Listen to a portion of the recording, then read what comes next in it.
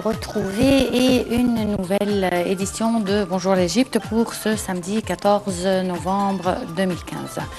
L'édition d'aujourd'hui commence assez tard parce que nous avions tout à l'heure une retransmission en direct de la conférence islamique de Luxor dont nous allons parler tout à l'heure. Mais aussi parce que on n'aura pas d'invité aujourd'hui. Notre édition d'aujourd'hui sera centrée sur les attentats qui ont eu lieu à Paris hier, donc pour parler de cela en détail et pour vous présenter aussi quelques reportages concernant ces attentats que tout le monde et surtout l'Égypte. Pour vous parler de tout cela, je serai en compagnie de Inès Hussein. Bonjour Inès. Bonjour Nermine, bonjour chers téléspectateurs. Exactement comme elle vient de le dire, Nermine, on a un peu tardé aujourd'hui à commencer à cause de la conférence islamique ou bien la conférence de la vision islamique qui se tient aujourd'hui à Luxor. La conférence, la cérémonie d'inauguration était en présence du Premier ministre Sharif Ismail et du Cheikh Ahmed Taïb, le Mufti d'Al-Azhar, le grand imam d'Al-Azhar en fait. Et je crois que la conférence se tient pour 2 jours, n'est-ce pas? Oui, effectivement, elle se tient pour 2 jours avec la participation de 60 pays arabes et islamiques. Le message que voudrait véhiculer cette conférence est la vraie essence de l'islam, qui est une religion pacifique, qui appelle à la paix et qui déplore tout ce qui est en relation avec la violence. Ça, c'est le vrai islam qui existe dans le Coran. Tout ce qui est autour de l'islam, entre guillemets, semé par les terroristes dans le monde n'a absolument rien à voir avec cette religion et il n'a à voir qu'avec la terreur que tout le monde combat avec à leur tête l'Égypte et le monde islamique. Et donc, pour terminer notre émission, on va commencer par la revue de la presse, une tournée dans les journaux égyptiens publiés aujourd'hui. Bien sûr, on va commencer par les dernières actualités concernant les attaques à Paris.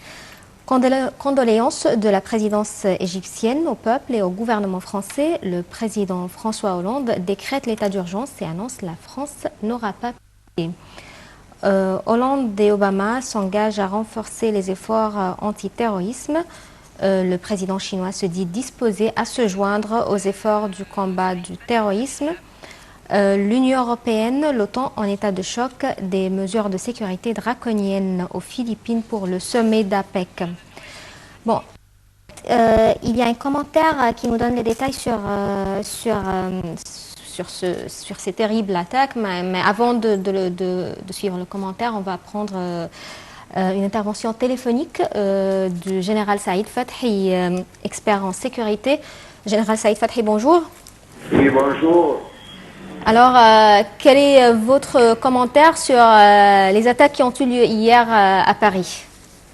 Bien sûr, tout d'abord, avant de commencer, je profite de cette occasion pour présenter mes sincères condoléances à tout ce qui se passe, à tous les Français, ainsi qu'à la France personnellement. Il faut prendre en considération, bien sûr, tous les conseils que notre grand héros, le président Sisi, avait déjà averti tout le monde entier, à partir des États-Unis, y compris les grands pays du monde, que nous sommes un phénomène très dur et très vaste qui essaye de détruire tout le monde en entier.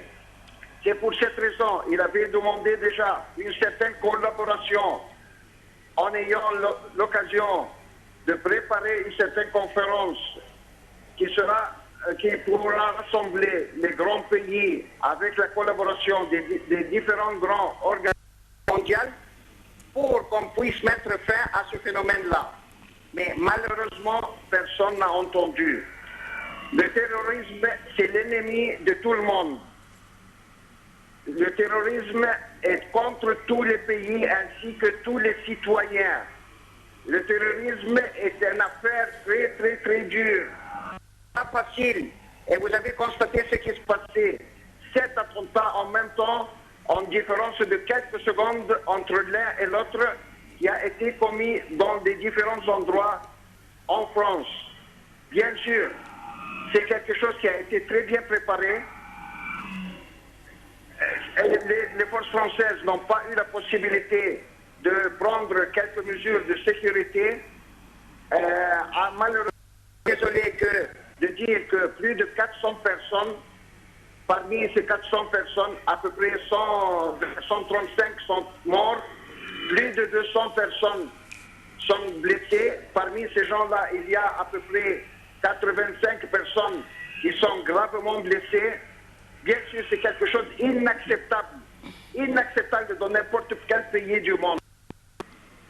Ce sont des êtres humains, ils ont le droit de vivre, mais avec cette manière-là, ce qui se passe en tout, je répète une autre fois, que nous avons, nous tous, eu l'occasion, plusieurs fois, de prévenir tous les grands pays, y compris les petits pays même, et les petits moyens, en disant, nous avons besoin d'une certaine collaboration afin d'éviter de trouver fin à ce phénomène-là. Mais laissons les affaires de cette manière-là. Chaque pays compte sur lui-même. C'est quelque chose qui n'est pas raisonnable. Et voilà le résultat, malheureusement. Vraiment, je suis en train de parler, mais avec une très grande douleur qui est arrivée en France. Et ça va arriver dans d'autres pays. Général, je pense quand même qu'il est temps dans le monde d'essayer de changer de vision pour faire face aux terroristes. Je veux dire, quoi que le monde fasse, pour lancer une bombe dans un restaurant ou dans une place publique, ça c'est une chose assez facile à faire et que quoi qu'on fasse, on ne pourra pas l'arrêter à 100%. Mais je pense que si on travaille les valeurs et si on prend en charge les plus démunis, peut-être que quand il y aura une certaine stabilité, on arrivera à diminuer le terrorisme. Qu'est-ce que vous en pensez? Oui, bien sûr, c'est une question très importante que vous venez de poser et vous avez le raison. Bien sûr, comme on dit toujours, avec une seule main, on ne peut pas applaudir. Pour applaudir, nous avons besoin d'utiliser les deux mains. C'est ce que nous avons demandé plusieurs fois. Et notre président insiste toujours à le demander, y compris les différents experts que vous venez de recevoir, soit chez vous ou soit par téléphone.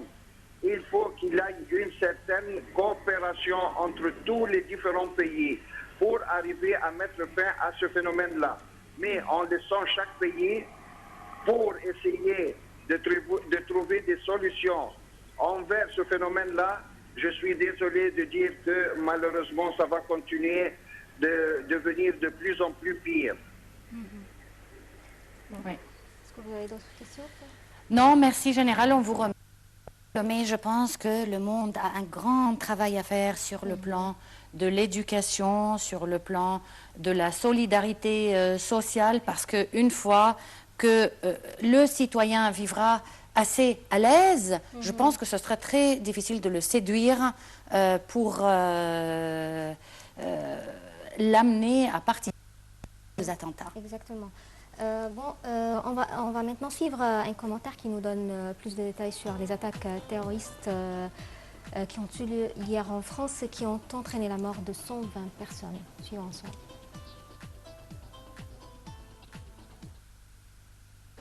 Horreur et scène de guerre. Paris se réveille samedi en état de sidération après des attentats d'une ampleur attribués à des terroristes qui ont fait au moins 120 morts et 200 blessés.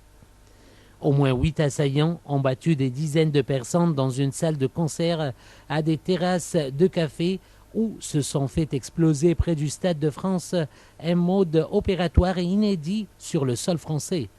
8 assaillants sont morts, dont 7 en actionnant des ceintures d'explosifs lors des attaques ou lors de l'assaut des forces de l'ordre. Le président François Hollande a déclaré l'état d'urgence dans le pays, tandis que la police demandait aux habitants de la ville lumière de rester chez eux. Les nouvelles attaques qui surviennent 10 mois après les attentats de Charlie Hebdo jettent une ombre sur la capacité de la France à assurer la sécurité. Le président iranien Hassan Rouhani, qui devait effectuer lundi 2 jours en France, c'est aujourd'hui qu'il renonçait à ce déplacement. C'est une horreur.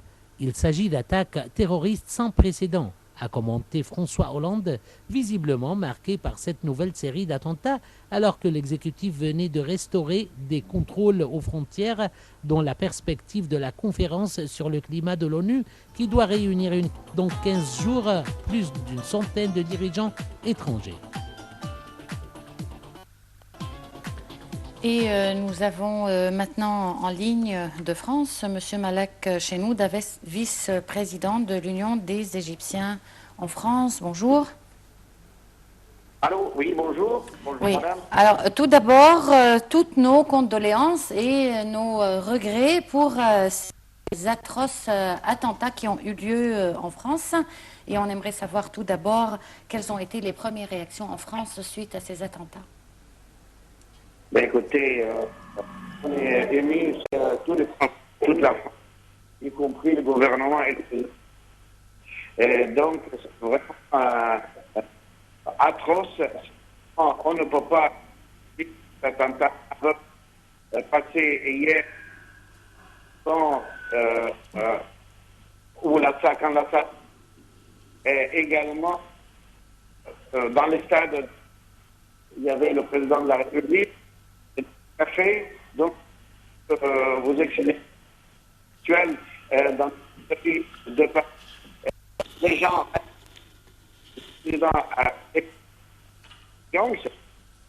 donc, on ne peut pas ni prendre les sports. La vie actuelle est fermée pour tous les Parisiens. Jusqu'à maintenant, le président et les ministres pour solution de cette crise. Je crois que la France va pas depuis la guerre. Donc ça nous rappelle l'attentat de chef. Parce qu'il veut dire à ce qu'il y a de entre cet attentat et également on est en atroce et c'est terrible, vraiment. Exercer, la France a fermé pour actuellement côté à gauche Paris pour la main terroriste. Il y a 120 morts, 220, à peu près 4 graves. Donc, actuellement, Paris descend pas catastrophique. Bon, Monsieur Malek Chenoud, je suis désolée, mais vraiment la voix n'est pas claire du tout. Donc, on essaiera de vous rappeler tout à l'heure et peut-être que la ligne sera meilleure. En tout cas, je vous remercie pour votre intervention. Et là, je pense qu'on a un commentaire qui va nous présenter les réactions des États-Unis et de la Grande-Bretagne et de plusieurs pays du monde et plusieurs dirigeants du monde sur les attaques d'hier en France. Suivons ensemble.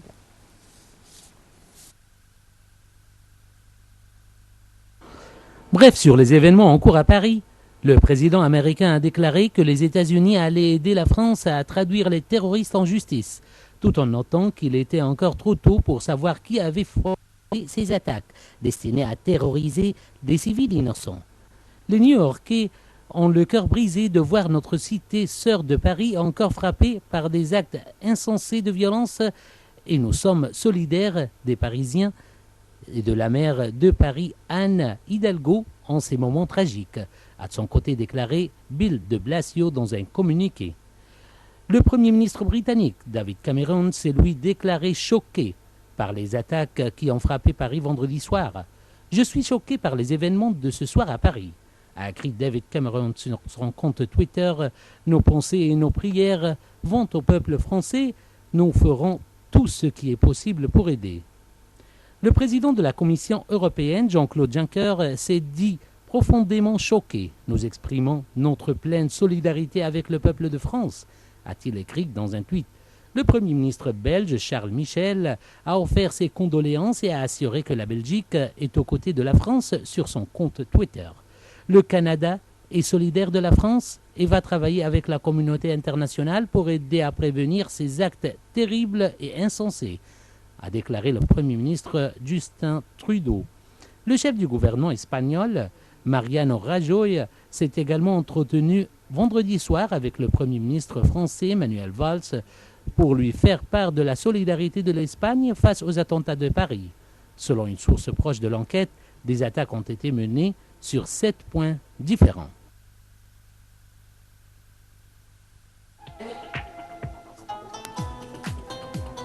On va poursuivre notre revue de la presse avec le quotidien El Ahram qui écrit « La Russie suspend les vols d'Égyptaires. Le ministère des Affaires étrangères adopte un plan pour avorter le plan visant à frapper le tourisme en Égypte.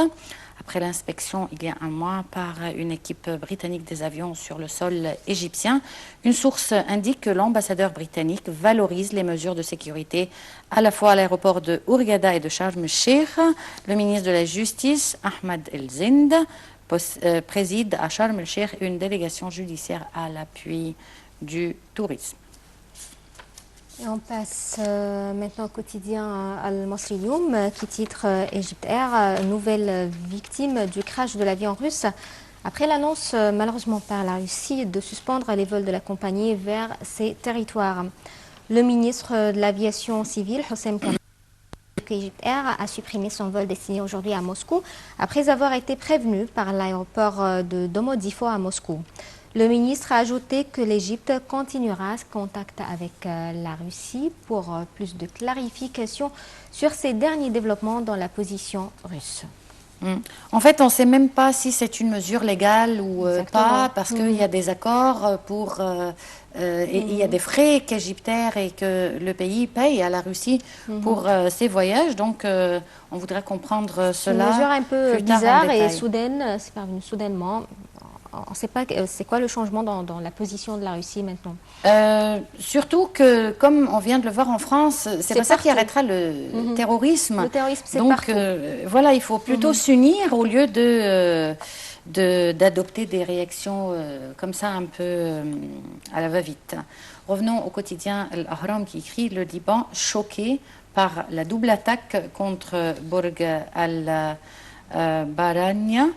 L'Égypte appelle les Libanais à s'unir et le monde soutient Beyrouth face au terrorisme. Le Premier ministre, Tamem Salem, se réunit en urgence avec son bureau de sécurité et les dirigeants militaires alors que le pays déplore 44 victimes dans le double attaque suicide revendiquée par Daesh. Les attaques ont visé jeudi soir une zone résidentielle et marchande dans une banlieue sud de Beyrouth où le Hezbollah règne en maître. Et on revient à Al-Masri Youm qui écrit le célèbre bourreau de Daesh, John le tueur, tué par un raid américain. Jean Kerry annonce que les jours de Daesh sont comptés. On verra. Le dirigeant irakien Massoud Barzani annonce la libération de la ville de Sinjar des mains de Daesh, une dernière dans une série de défaites du groupe terroriste. Les opérations ont été conduites par les forces kurdes, les Peshmerga, mais des combattants de la minorité yazidite étaient également impliqués. L'offensive kurde a coupé une ligne d'approvisionnement principale reliant une zone tenue par Daesh en Irak avec ses positions en Syrie. Et on termine cette édition de la revue de la presse et notre édition de Bonjour l'Égypte aujourd'hui par cette nouvelle tirée du quotidien El Ahram, activité publique intense pour mobiliser les électeurs. Le pape Tawadros appelle les jeunes à voter après sa nomination assistant au ministre de l'Intérieur.